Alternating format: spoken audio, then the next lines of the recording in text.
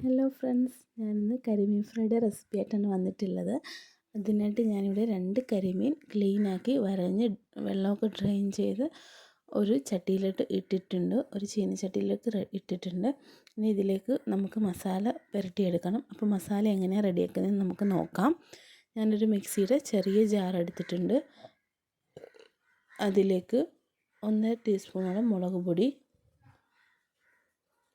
1/2 ടീസ്പൂണോളം മഞ്ഞൾപ്പൊടി,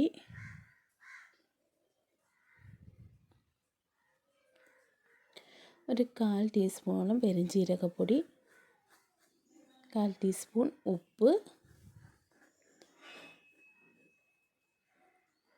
1/2 ടീസ്പൂണോളം സൺഫ്ലവർ ഓയിൽ, 1/2 ടീസ്പൂണോളം വിനാഗർ,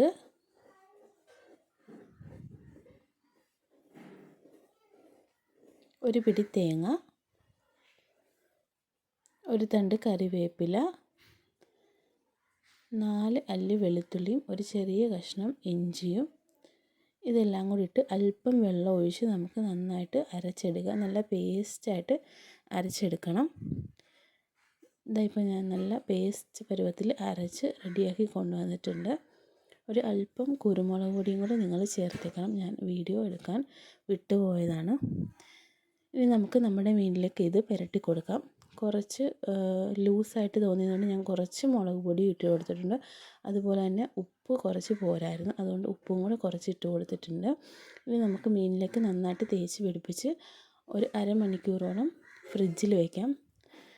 ഫ്രിഡ്ജിൽ വെക്കുമ്പോൾ നല്ലതായിട്ട് സെറ്റായിട്ട് കിട്ടും. ഉപ്പൊക്കെ പിടിച്ച് റെഡിയായിട്ട് കിട്ടും.